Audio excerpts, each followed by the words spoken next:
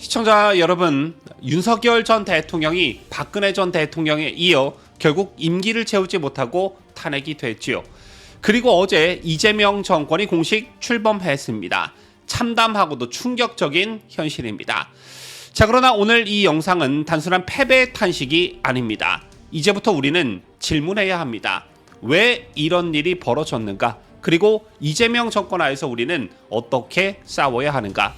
자, 이번 방송에서 뉴스 데일리 베스트는 윤석열 정부를 무너뜨린 좌파 세력의 전략을 낱낱이 분석하고 그 어떤 정권보다도 많은 탄핵 사유를 안고 출범한 이재명 정권의 위선을 고발합니다. 끝까지 시청해 주십시오. 이 영상은 단순한 해설이 아니라 저항의 선언입니다.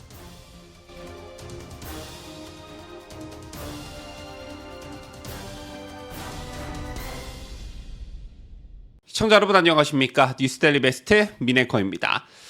2022년 3월 26일 윤석열 대통령이 아직 취임도 하지 않은 그런 시점이었습니다. 자, 그런데 서울 청계광장에서 윤석열 선제 탄핵을 외치는 촛불 집회가 열렸습니다. 주체는 개혁과 전환 촛불행동연대. 이들은 박근혜 전 대통령 탄핵에 주역을 자처했고 이명박 정권도 끌어내렸던 전력이 있는 인물들이었습니다. 자, 이날 이들은 아예 대놓고 말했습니다. 우리는 제2의 촛불 항쟁을 시작한다. 전쟁이다. 여기서 시청자 여러분들께 되묻겠습니다. 대통령이 정식으로 임기를 시작하기도 전에 심지어 대통령실에 들어가 보지도 않은 당선인을 상대로 탄핵을 외친다는 것이 과연 이게 상식입니까? 이게 정상적인 민주국가의 모습입니까? 자, 이런 식의 선제 탄핵은 그 자체로 민주주의 제도를 유린하는 정치폭력이자 헌법을 부정하는 선동, 그 이상도 그 이하도 아닙니다. 이들이 바라는 대한민국은 과연 어떤 나라였는지 되묻지 않을 수가 없습니다. 그로부터 불과 몇 달 뒤 좌파 유튜브 채널 극좌정당 소속 인사들 좌파 시민단체가 한 목소리로 외쳤습니다. 윤석열 퇴진, 김건희 특검. 당시 민주당은 공개적으로는 거리를 두는 척했지만 소속 의원들은 속속 그 집회에 참석했습니다. 김용민, 안민석, 민영배, 황운하, 그 이름들 다 기억하실 것입니다. 저희들은 단순한 야당 의원들이 아닙니다. 정권을 부정하는 자들, 민주주의 선거 결과를 받아들이지 않는 자들이었습니다. 그리고 2022년 12월 장경태 당시 민주당 최고위원이 민주당 지도부 중 처음으로 공식 촛불 집회에 참석하면서 윤석열 대통령 탄핵 시나리오는 본격화됩니다.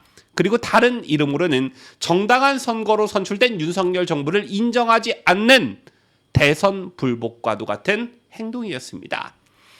여기서 중요한 건 이 모든 과정이 윤석열 대통령의 구체적 범죄 때문이 아니었다는 사실입니다. 더 쉽게 말해 탄핵 사유가 전무했다는 것입니다. 그도 그럴 것이 아직 취임도 하지 않은 당선인 신분의 윤석열에게 무슨 탄핵 사유가 있었겠습니까? 어쨌든 이런 식의 빌드업을 서서히 하더니 당선 직후부터 그저 마음에 들지 않는다는 이유로, 정책과 이념이 다르다는 이유로 촛불을 들고 대통령을 끌어내리겠다고 나선 것입니다. 이것은 선동 정책 극치이며 민주주의에 대한 도전이자 파괴였습니다. 좌파는 언제나 그랬듯 촛불을 도구로 사용해 왔습니다. 선거로는 정권을 잡지 못하자 광장과 거리로 쏟아져 나와 정권을 흔들었습니다. 이명박 정부 시절엔 광우병 괴담을 퍼뜨려 소고기 먹으면 뇌에 구멍이 뚫린다는 거짓으로 촛불을 들었습니다.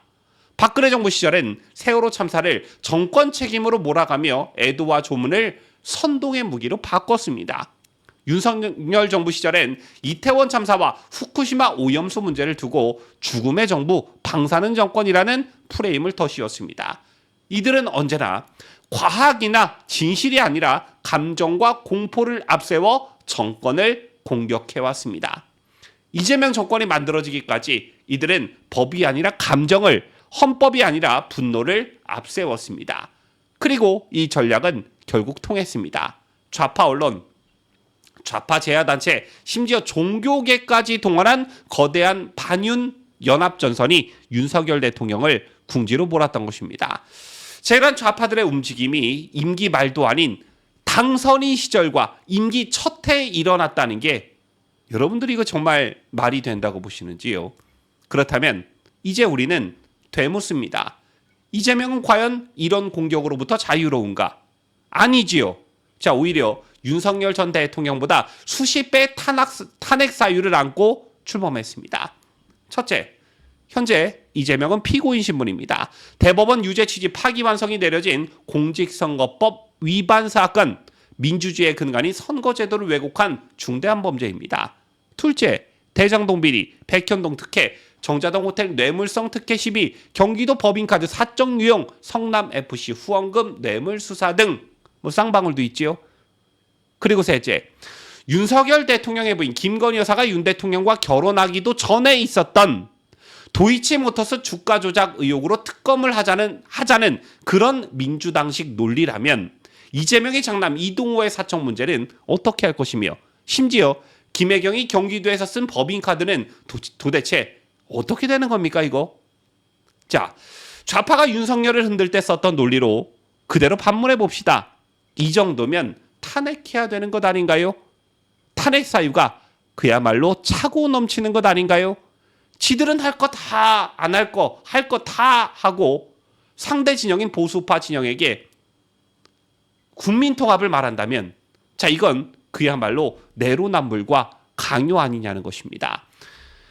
보수파 시청자 여러분, 지금 우리는 좌절할 시간이 없습니다. 탄핵은 끝이 아닙니다. 이제는 좌파가 만든 윤석열식, 박근혜식 탄핵 프레임을 그대로 되돌려줘야 할 시간입니다. 그냥 당하고만 있으니까 좌파가 우파를 얕보는 것이고 더불어민주당이 국민의힘을 정말 뭐같이 보는 것입니다. 박근혜 전 대통령은 임기를 다하지 못했습니다. 윤석열 전 대통령 역시 임기를 다하지 못했습니다. 그러나 탄핵이 정당했는지, 그 절차가 정당했는지는 여전히 의문으로 남습니다. 반면 이재명 정권은 출범 그 자체가 민주주의를 훼손하는 의혹 위에 세워졌습니다. 광장에서 정권을 탄핵한 좌파, 이제 우리 우파가 일어나야 할 때입니다. 여기까지 들으시고 마음이 약한 분들은 그래도 출범한 지 하루밖에 안 지났는데 탄핵 얘기하는 건 좀 너 지나치지 않느냐라고 하실 테지만, 이재명 정권은 당장 오늘부터 강한 드라이브를 걸 것입니다. 지들이 흔든 윤석열 전 대통령처럼 초기에 흔들리지 않기 위해 민주당은 이미 선관위 장악, 사법부 견제 무력화, 야당 탄압, 좌파 성향 종교계와 시민단체 결집에 나설 것입니다. 자, 그러나 우리는 과거처럼 침묵하지는 않을 것입니다. 박근혜 전 대통령의 억울한 탄핵, 윤석열 전 대통령의 무너짐을 지켜본 우리는 이제 싸우는 법을 잘 알기 때문입니다. 보수파는 더 이상 수세적 존재가 되어선 안 됩니다.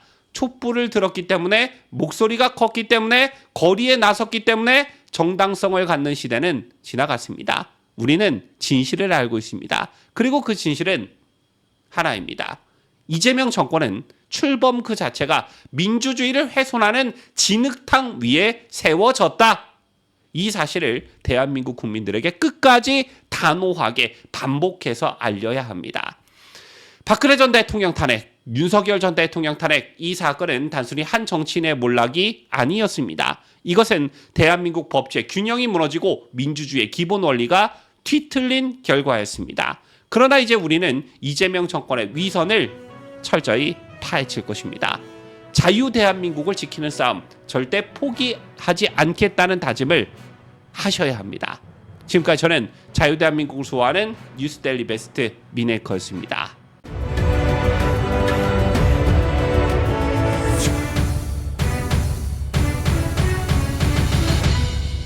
함께해요. 뉴스데일리 베스트.